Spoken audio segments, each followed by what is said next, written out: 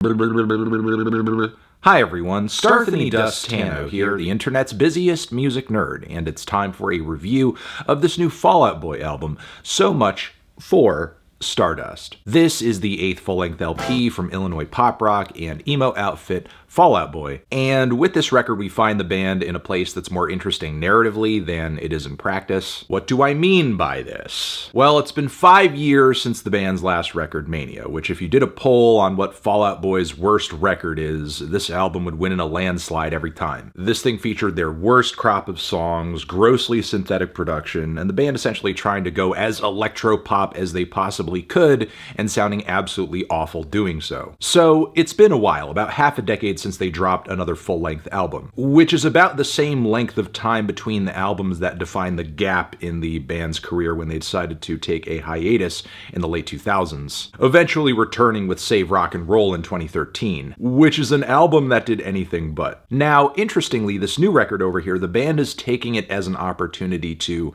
reimagine the trajectory of the group, with frontman Patrick Stump being quoted as saying, this album is like what the band would have done if they dropped a record immediately after Folie à Deux instead of going on that hiatus. And listening to some of the tracks on Stardust, I can kind of see that, as this LP also features a lot of very righteous and big rock anthems that feel very far removed from the energized and boyish pop punk that defined the band's early years. For an example, just listen to the intro track, Love from the Other Side, which starts off with these wintry strings and pianos that feel like something out of the Frozen movie. The strings are so huge they even smother the first block of riffs in the first leg of the song, which honestly, as far as these arrangements go, is a pretty consistent issue throughout the project. I guess at least the song sounds so massive it's worthy of lyrics like "Love from the Other Side of the Apocalypse." I mean, it's a solid tune with an exhilarating performance, but really in practice,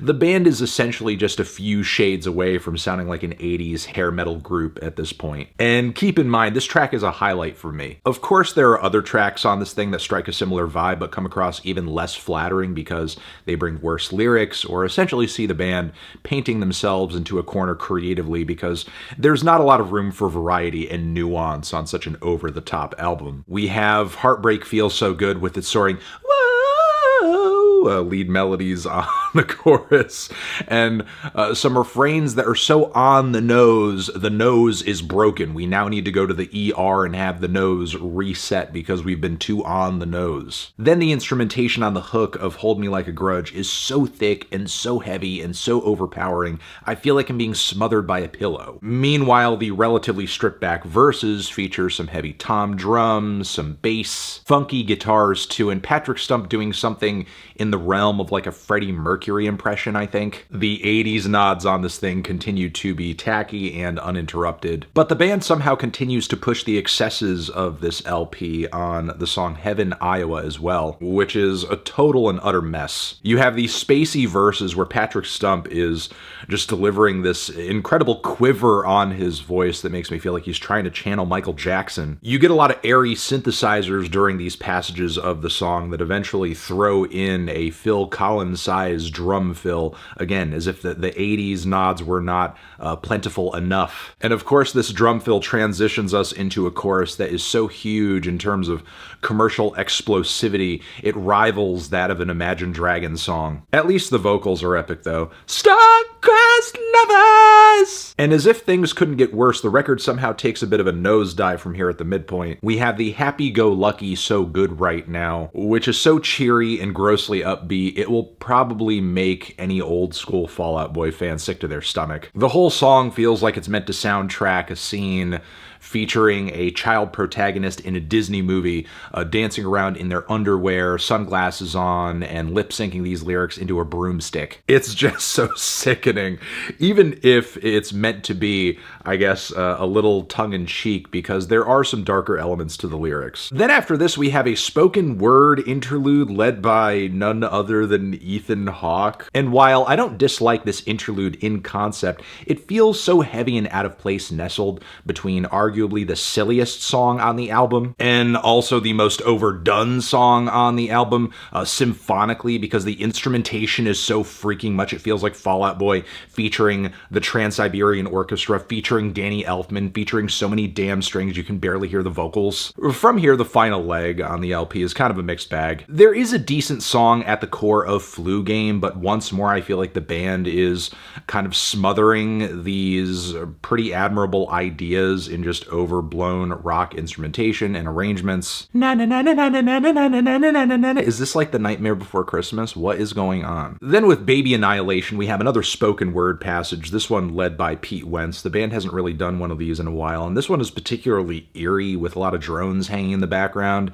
It doesn't really hit, and it doesn't really fit either. It feels like it's more appropriate for a Godspeed You Black Emperor interlude or something. The Kintsugi Kid is probably one of the best written songs on the entire LP. It's an impassioned reflection on mental health issues and also substance abuse, with Patrick singing with conviction about the dark times and lows of these issues, but simultaneously feeling like they're currently itching at him, his psyche, showing that addiction is really a disease that you're always kind of getting over, you're always stuck with. But of course, any modicum of momentum this album builds up has to be completely dashed, because with the next cut, what a time to be alive. What is the band doing here? Is this like some pop soul disco fusion with like funky strings and horns? Again, it feels almost like a Michael Jackson throwback, but this time we're going back to the Off the Wall era.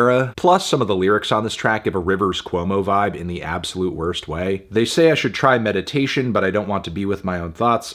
I've never felt that much like medication, and I just want to be your cherry on top. I get the music's supposed to be putting a happy face on these very dark and modern problems, but in the process of doing this, the band actually just ends up sounding like the blissful ignorance they're supposedly satirizing. The closing track, I think, is decent, but honestly, on a record like this, it's too little, too late. There's really only a couple tracks on this thing that I liked, and while overall the record is certainly better than Mania, I can't debate that, really only a smidge better. And a lot of that I think can be chalked up to the fact the band is aesthetically in a place that is just more in their wheelhouse, just making more straightforward rock songs. But even that they can't commit to fully, because a lot of these tracks are kind of ruined or held down or drowned out in the awful arrangements they're often surrounded by. So yeah, unfortunately I did not care for this Fall Out Boy record. I still think this current era in the band's career is a weak one, and I cannot endorse the idea that this record is somehow like a return to form or something like that. Feeling a decent 2 strong 3 on this one. Transition, have you given this album a listen? Did you love it? Did you hate it? What would you rate it? You're the best, you're the best. What should I review next? Hit the like if you like. Please subscribe and please don't cry. Hit the bell as well. Over here next to my head is another video you can check out. Hit that up, or the link to subscribe to the channel. Anthony Fantano, Fall Out Boy, forever.